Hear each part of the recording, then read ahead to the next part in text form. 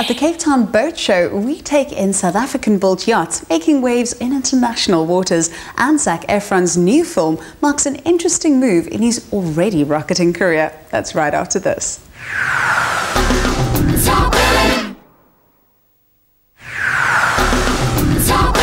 If you're asked out for a day on the water on board some half-baked fishing skip, your motivation to find your sea legs is not very strong. When the Commodore of the Royal Cape Yacht Club invites you to lunch on board Inyala, pride of this year's Cape Town Boat Show, you say of course and discover that you don't actually even need your sea legs.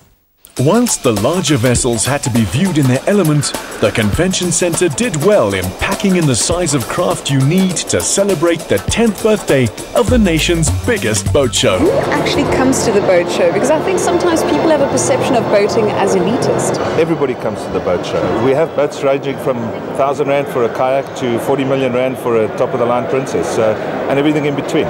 There's something here for everyone's pocket. Boating is not just for the elite, boating is for everybody. And the sea's free. That said, even if your budget only extended to a tugboat for your bathtub, the tours they'd laid on around the waterfront canals, past the exclusive one and only Cape Town, made you feel like a movie star arriving at the Venice Film Festival. And right in the spirit of things, the Cape Grace's Bascule Bar had arranged for refueling in the form of champagne and oysters. Ah, that looks brilliant. Thank you. Thank you very much. Refreshment was needed, with 150 national and international exhibitors showing their wares, amongst which was moored the Intrepid, flawless over every inch of her 68-foot length. Mark, this is so luxurious. If I had some serious money, this is the kind of boat I would buy. No, absolutely. This is a magnificent vessel. This is a Princess 67. They produce in England, in Plymouth. The Princess is actually owned by the Louis Vuitton Group. It's excellent craftsmanship, this vessel, superior engineering. It's got 3 cabins, ensuite, full galley and living area. What the nice thing about this boat is also available for charter, so you can bring your friends, come up for the day, impress them, even maybe close a deal. Well, on this boat, I think I'd be closing that deal to be able to afford it. Yes. Built right here for a client in Abu Dhabi by True Yachts is this multi-hull True 32.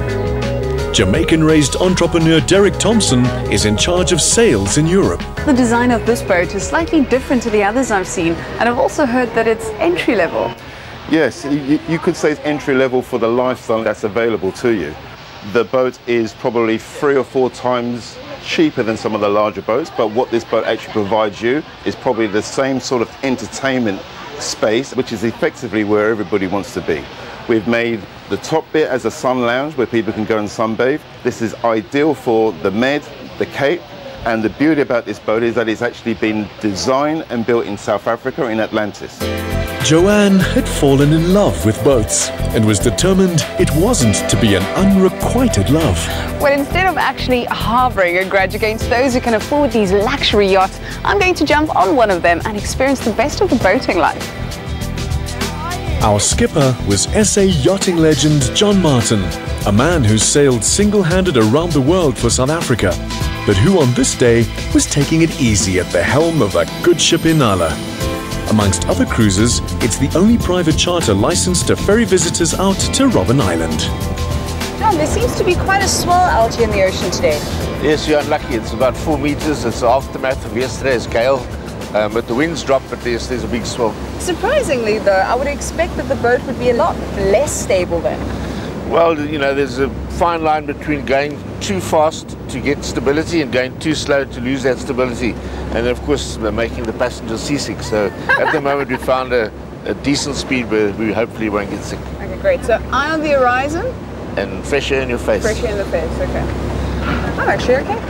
After the trials of the Southern Ocean, John found these swells a cinch, the champagne proving a good counterbalance too. What is life like out at sea?